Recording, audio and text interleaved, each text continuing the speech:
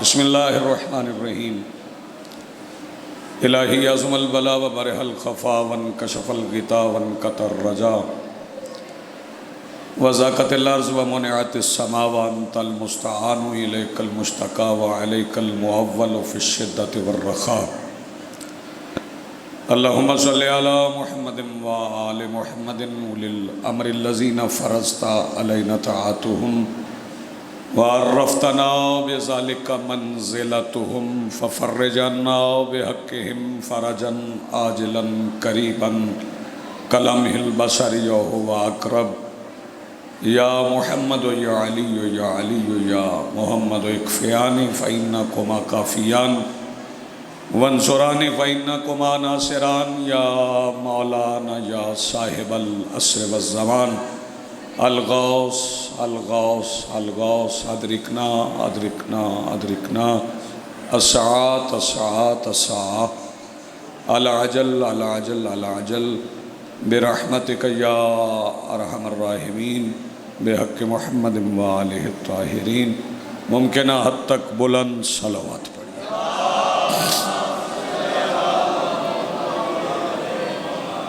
بسم اللہ الرحمن الرحیم الحمدللہ رب العالمین الذی کان موجودا قبل حدوث الاشیاء ویبقی بعد فناء الاشیاء والصلاة والسلام علی رسولہ الکریم وخاتم النبیین ابی القاسم محمد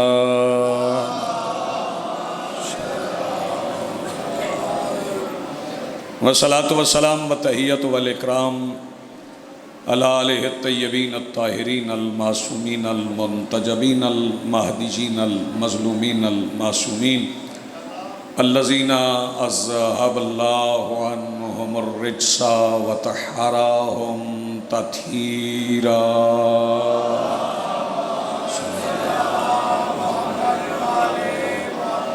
ولعنۃ اللہ علی اعدائہم ومنکر فضائلہم من یومنا ھذا الی یوم الدین۔ اما بعد فقط قال اللہ تعالی سبحانہ فی کتابہ المجید بسم اللہ الرحمن الرحیم وَلَمَنِ انتصر بعد ظلمہ فَأُولَئِكَ مَا عَلَيْهِم مِّن سَبِيلٍ۔ صلوات پڑھیے بلند آواز۔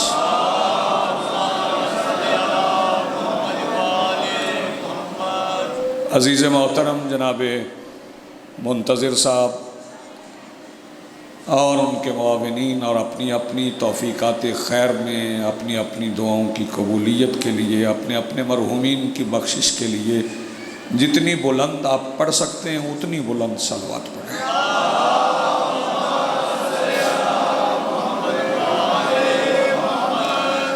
ایک بار میں کہوں گا، اس کے بعد میں زحمت نہیں دوں گا۔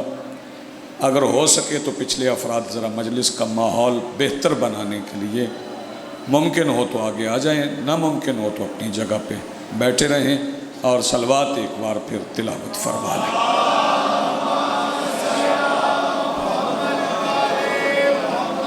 آج کی صف ادائے صف انتظار اور اس پر حاضر بلا تفریق مذہب و ملت و مسلک و عقائد و نظریات کربلا کی ریت کے ٹیلہ کے ممبر پر تشریف فرما خطیب نظریہ توحید کے استغاثہ پر لبیک کہنے والے غیرت مندوں کے دلوں میں موجود حرارت ولایت امیر المومنین کے وسیلہ سے درخواست گزار ہوں اپنے اس وارث کے حضور جو پردہ غیب میں شاہ سوار وادی نور کی حیثیت سے موجود ہے کہ کائنات کا وہ مطلق العنان مدبر الامور اپنے رخ سے حجاب غیبت ہٹائے اور کعبہ کی چھت سے اپنے پہلے ہی خطبے میں کائنات کو سمجھائے کہ علی کل بھی واجب تھا، علی آج بھی واجب۔ نہ میں تھکانے آیا ہوں نہ آپ کو فریش کرنے آیا ہوں۔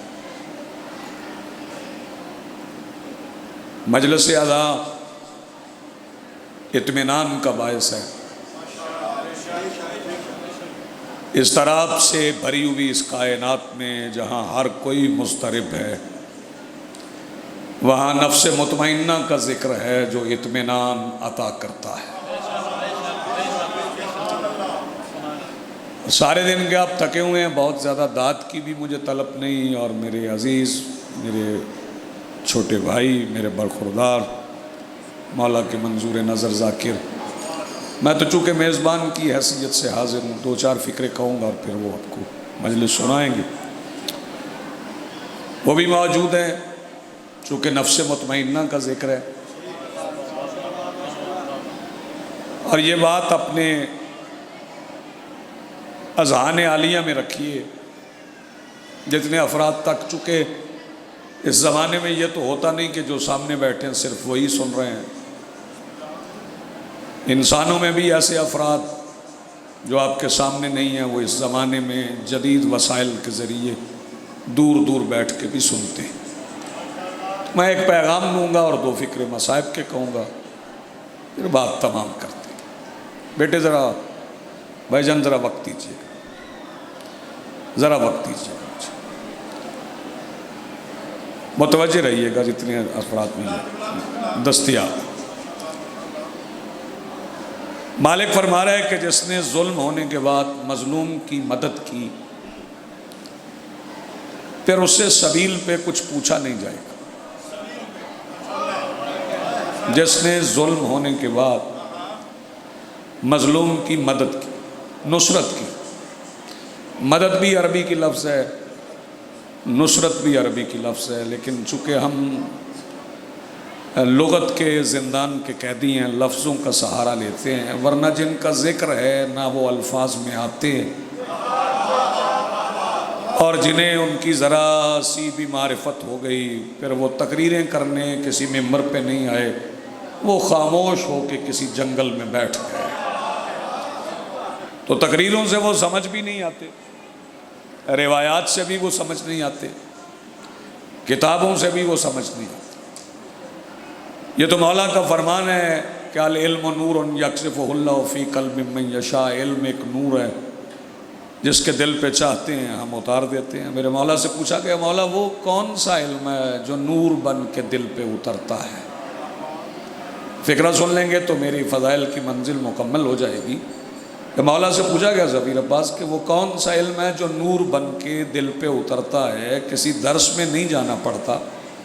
تو مولا نے فرمایا وہ علم جو نور بن کے دل پہ اللہ کی طرف سے اتارا جاتا ہے، وہ میرے دادا علی کی ولایت ہے۔ نہیں آپ سلامت رہے۔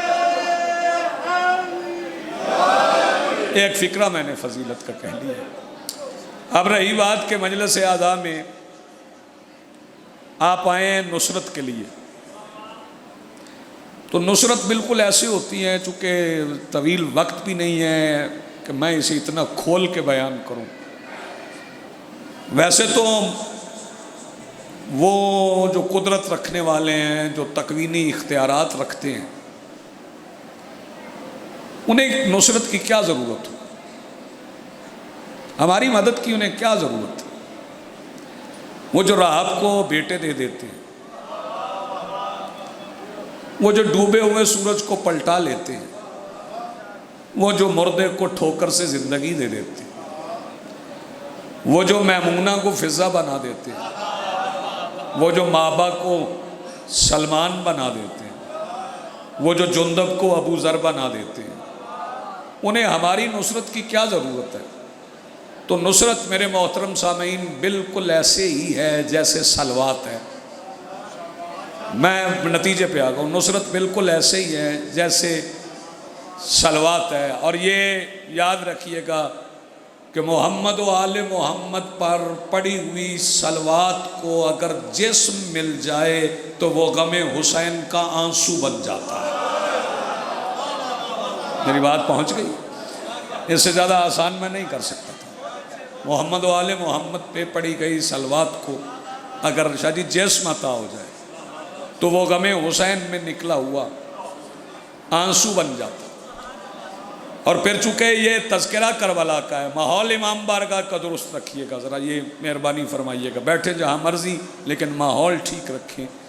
آپ چونکہ اسے نماز کہتے ہیں، اور تو نماز کے دوران چلنا پھرنا اٹھنا بیٹھنا آداب مجلس ملحوظ رہنے چاہیے۔ میں ان افراد میں سے تو ہوں نہیں کہ آپ سے سخت بات کرنا بھی ہو تو میں منتظر ممبر سے ہٹ کے کروں گا.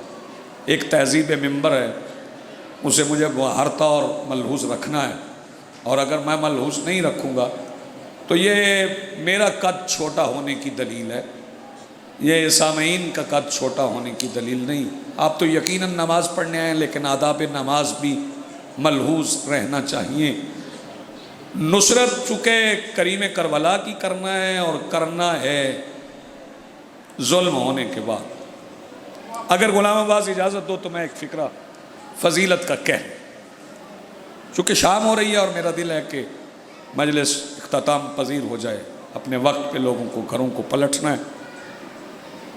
اویس کرنی نے اپنے دانت توڑے تھے.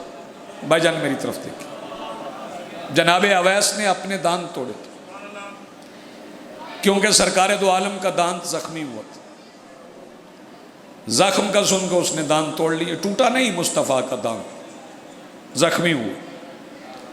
ٹوٹ جائے تو دانت نکل گیا نا، دانت نکل گیا تو چہرہ رسالت میں نقص آ گیا.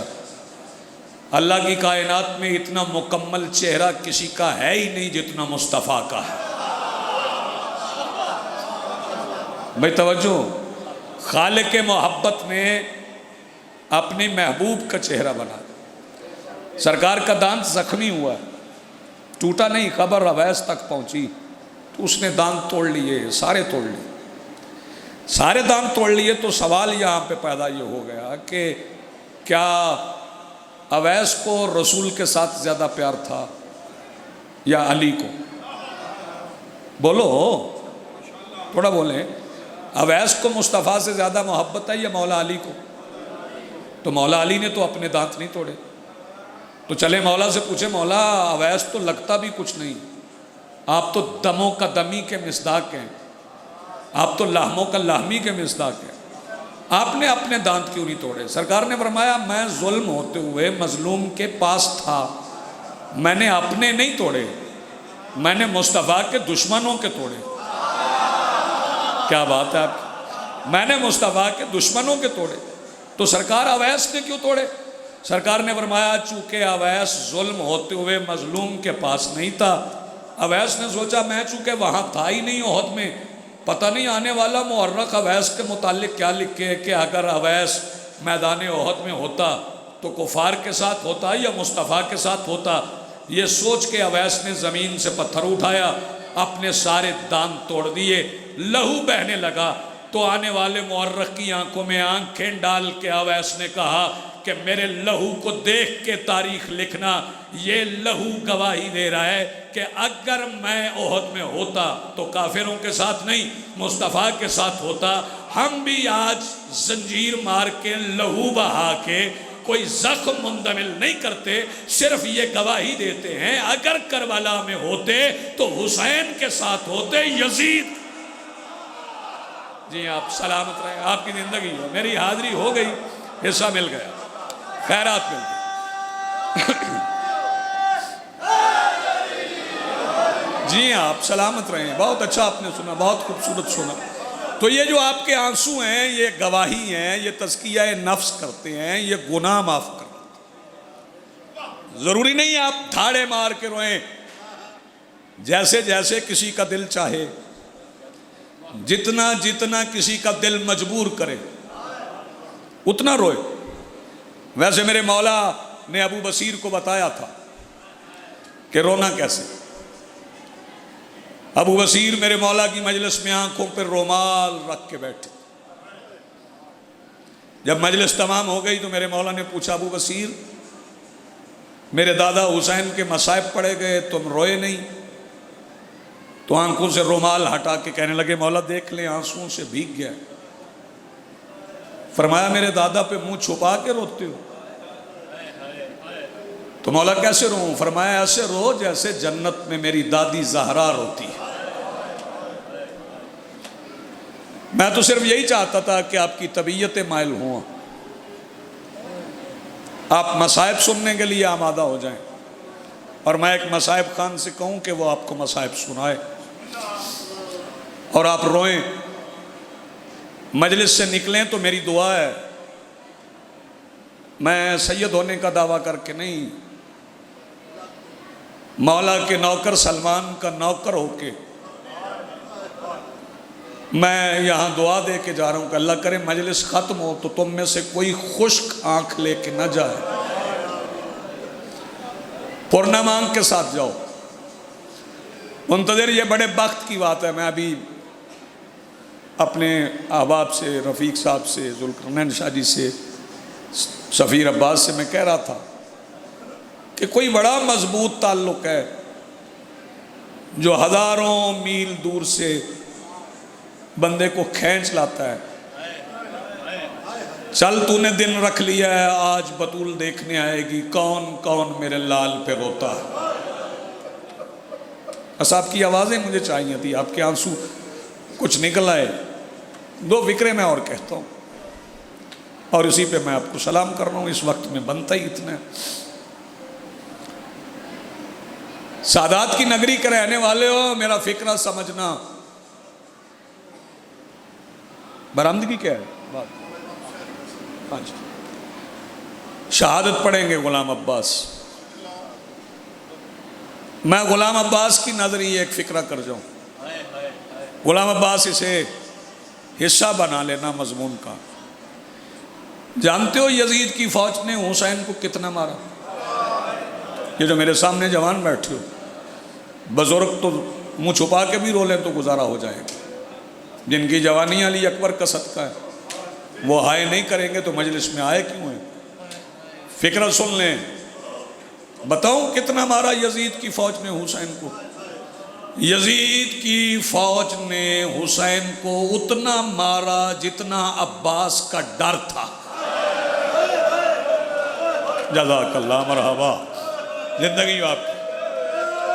بسم اللہ جی، حاضری ہو گئی، اسی کا نام ذکر، اسی کا نام عبادت جی۔ بسم اللہ۔ میں پھر کہتا ہوں، یزید کی فوج نے شبیر کو اتنا مارا جتنا عباس کا ڈر تھا۔ اور ایک فکرہ جو نہیں پڑھا جاتا وہ میں کہہ جاؤں، حسین اسے نہیں کہتے جس کی ہمت ختم ہو جائے، جس کی ہمت جواب دے جائے۔ ہاں، یہ نوجوان سن لیں، پڑھے لکھے جوان سن لیں، میں آخری فکرے کہہ رہا ہوں۔ 206 ہڈیاں ہیں مار صاحب انسانی جسم میں، کتنی؟ اور تیر کی خاصیت یہ ہے کہ جہاں لگے ہڈی توڑ دیتا ہے۔ 206 ہڈیاں ہیں انسانی جسم میں، جوانوں کے لیے فکرہ کہہ رہا ہوں۔ تیر جہاں لگتا ہے وہاں ہڈی توڑ دیتا ہے۔ یہ ایک کالا غلاف میرے ہاتھ میں ہے، سامنے علم کی شبیہ بن کے 2 علمین موجود ہیں، ان کے درمیان کھڑا ہوں۔ 1000 تیر لگنے کے بعد جو اپنے قدموں پہ چل کے جا کے اکبر کا منہ چومے اسے حسین کہتے ہیں۔ جزاک اللہ، مرحبا جی۔ بسم اللہ۔ نہ لاچار ہے نہ بے بس ہے۔ آخری فکرہ پڑھ رہا ہوں اور اس پہ ممبر دے رہا ہوں۔ میری آپ سے التماس ہے کہ جتنے حضرات یہاں بیٹھے ہیں، باہر کوئی ہے تو وہ بھی آ جائیں گے۔ آپ نے آخری پرسے کے وقت اپنی جگہ سے نہیں اٹھنا، بس آپ نے پرنم آنکھ لے کے اپنی دعا مختومہ عالمین کے، آج شہزادی آئی ہے، درخواستوں پہ دستخط کروا کے اپنی منظوریاں لے کے آنسوؤں کی سند کے ساتھ اپنے گھر کو پلٹ جانا۔ اور پھر آج تک کوئی طے نہیں کر سکا کہ یزید کی فوج نے حسین کو قتل کرنے سے پہلے زیادہ مارا یا قتل کرنے کے بعد زیادہ مارا۔ بس اتنا بتانا چاہتا ہوں کہ میری مخدومہ خود روایت کرتی ہیں، شہزادی کونین روایت کرتی ہیں، سیدہ زینب روایت کرتی ہیں، شریکت الحسین روایت کرتی ہیں۔ شہزادی فرماتی ہیں جب سب ظلم ہو چکے پھر 70 رومی گھوڑوں کو، میں دونوں زبانوں میں لفظ بتا دوں گا تاکہ کوئی سمجھنے سے رہ نہ جائے۔ شہزادی فرماتی میں جلے ہوئے خیموں کی راکھ پہ کھڑی تھی اور میں دیکھ رہی تھی کہ 70 رومی گھوڑوں کو نئی نالیں لگوائی گئی۔ جسے نال سمجھ نہیں آتی نا، اسے پنجابی میں بتا دوں، انہیں نئی کھوریاں لگوائی گئی۔ شہزادی فرماتی میں قریب کھڑی تھی، جب گھوڑے دوڑے ہیں نا، پہلا سم جب حسین کے سینے پہ آیا ہے، شہزادی فرماتی میں اتنا قریب کھڑی تھی کہ میں نے زندگی میں دوسری بار پسلی ٹوٹنے کی آواز سنی ہے۔ شہزادی پہلی بار کب سنی؟ فرمایا جب میری ماں کے پہلو پہ نیام لگی۔